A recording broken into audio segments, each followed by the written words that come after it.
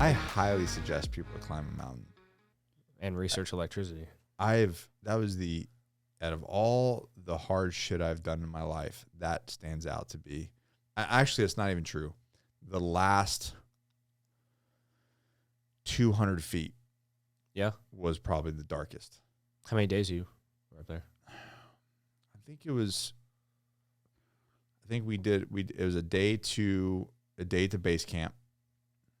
I think we stayed a day or two at base camp, and then there was a summit day. We left at I'm going to have to watch the movie, but I think we left at 2 a.m. I remember you specifically talking about not looking up. One, because it's blinding, but two, because you lose hope. Not just that, but there's no perception of... distance, right? There's no perception. Yeah. And down is just fucking frightening as shit. Yeah. So you just look at your feet. feet. And you really have to look at your feet because you're walking on like a 12-inch path of ice. Yeah. You know what I mean? That's kind of, that the guide is like stamped out. And so you got that, and you got crampons in your shoes, and you got your ice axe on the right. So you're depending on which way you're going up the mountain, whatever, the mountainside. And, yeah, dude, and you're just trying to like not slip and fall into a crevasse there's so many lessons in that too. Yeah. Like if you focus too much on the goal, you'll slip. Well, I've used that as so much, man. Just that's your so focus, strong. Yeah, like that's a goal, yeah. Like be aware of it. Yeah, yeah. But you need to be focused on the daily. That's the way I look at it. Is like the one step in front of you. That's your daily task to get you there. One step. Yeah, like that 24 hours. If you're looking behind you, you're gonna fall. If you're looking up, you're gonna get overwhelmed. Just focus on the one. What was step that? In front of you. Past is regret and future is anxiety or something like that. Yeah, living in the past is the present. Yeah, yeah. It's a. You're supposed to use the past as like a redirect. I think it's a Buddhist monk thing, but yeah, it's if you're living in the past, you're depressed. If you're living in the future, you're anxious. If you're living in the present, you're at peace. Yeah, and it's just kind of like a mindset of like people that are depressed are constantly thinking about the past, and then anxiety is a fear of a potential, unreal, unknown thing that hasn't happened yet. Yeah. Like what Tony Blauer talks about. Yeah. False expectations appearing real. It's what fear stands for. Anyways. Man, depression's real too. I don't want to get on the depression thing, but I woke up this morning depressed too because of the meds I'm on. Man, that shit sucks. You know how hard it is to get out of that on your own without realizing that it's just a feeling? So there is it's funny you mentioned that. So there's obviously chemicals in your brain that causes that, right? Mm-hmm. Like on a scientific level, there's lack of dopamine, and then whatever the depression, and then the imbalance of it. But there's a depression factor hormone, and I'm not a neuroscientologist, so I don't know this, but there's a hormone that gets secreted that will cause that depression, but it's a lack of serotonin, lack of dopamine. Yeah. So this is the power of the mind. And this is why people yell at me. And I think that was like depression's real, but it takes action.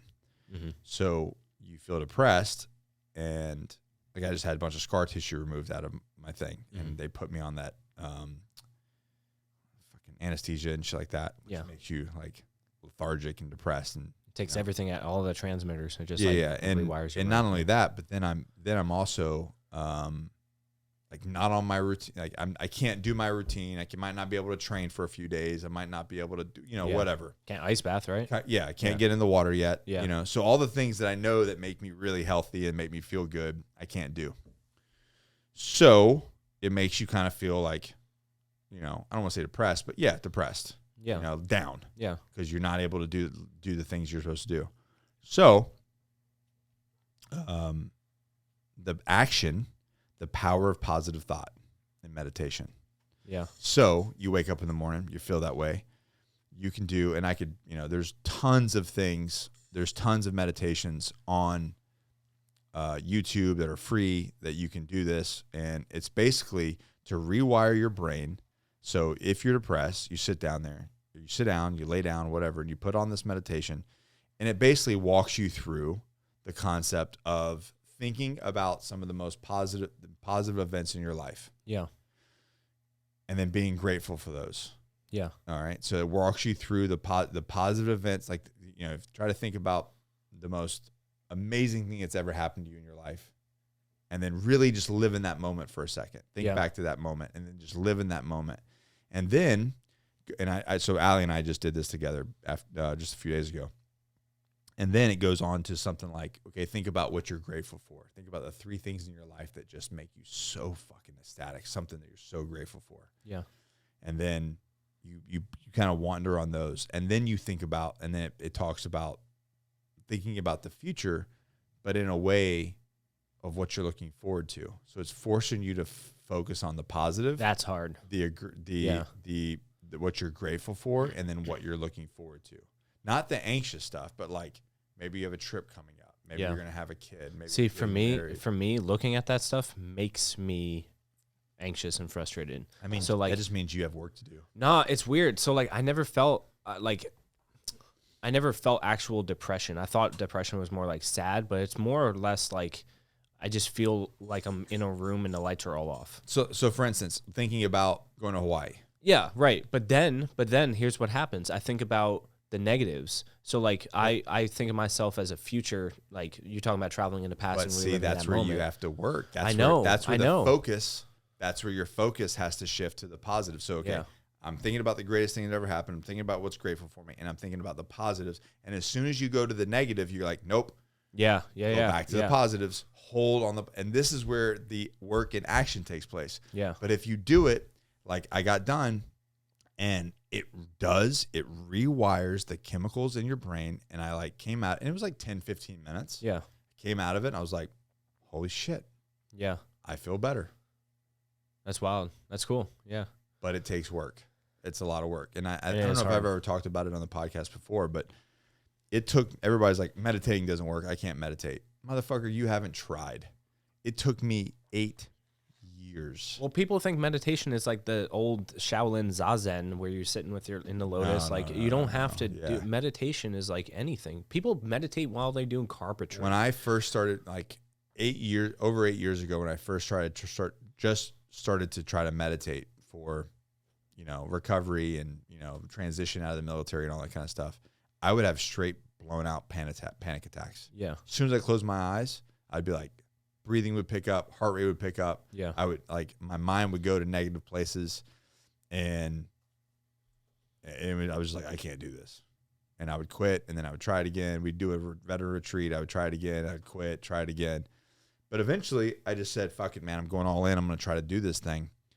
And then 8 years later, it was the most bizarre thing. I got to this, what do they call it? Something state. A flow state or what? I think maybe a flow state. I think that's what they call it, a flow state, to where you're not really present. Like you're in like enlightenment. Yeah, like you're in your third eye. You're euphoric. Your consciousness is somewhere else. Yeah. It's a form of enlightenment. Yeah. So here's what's weird is I was doing this. I had just done some training jiu-jitsu stuff with a guy. He was like a 30-year black belt, and he was showing us some techniques.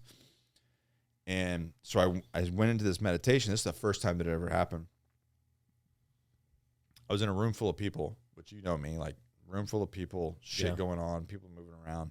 We're all laying on the floor, and I just went to outside of my body. Where I went was at Crest, our jiu-jitsu gym,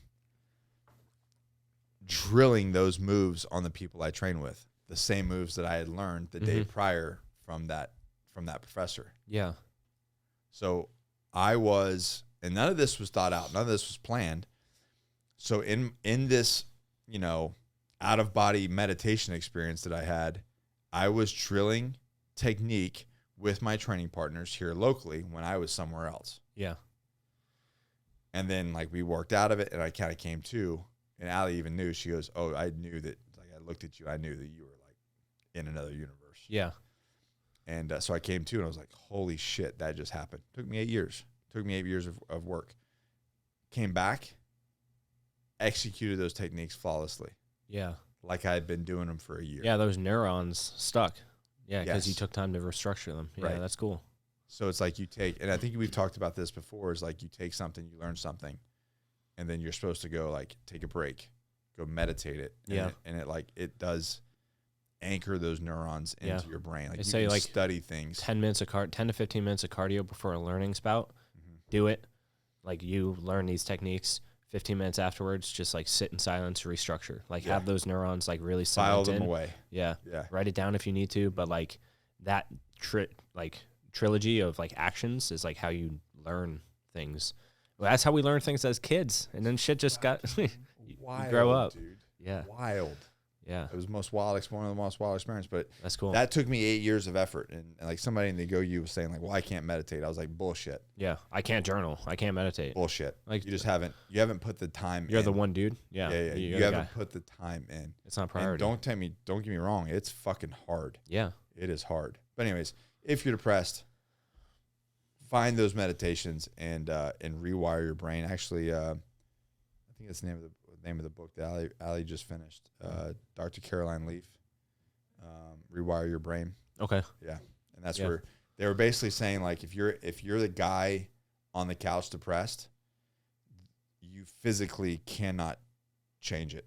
Yeah, physically you're broke. Yeah. Yeah. You have to change the way that you think before anything will happen. Well, everything is your mind, like your body. And people disagree all the time, but I do believe that your mind and body are very separate entities. Yeah. And your mind is like literally the hub, and your body is just a tool that your mind uses. Well, to that's why I answer think about questions. it. You will quit. Your mind will tell you to quit way before. Well, before like 20%. Way before your body is even close to it. So like my mind goes, what's in the fridge, and it uses my legs to walk over there, my arms to open it. So your mind is just looking for questions, and your body's there to answer it. And if your body's like broken as shit, like you think it's just gonna fix itself? Like the hub is your mind. Yeah. That controls everything. And then once you realize that, you're like, oh, my body does this certain way, it performs this certain way, and I don't like it. Maybe I need to be accountable and hold myself accountable to where I am in life and get fixed. But it's like 100% mental. But if exactly. So if you're that guy on the couch, you have to put the chips down. Well, yeah. Make changes. Put the cookie down. It's my cookie. Put the cookie down. You have to physically start or mentally start thinking of positive things and changing the way that you see yourself, see the life and everything. Yeah. When you start doing that, that's when things can actually change. Yeah.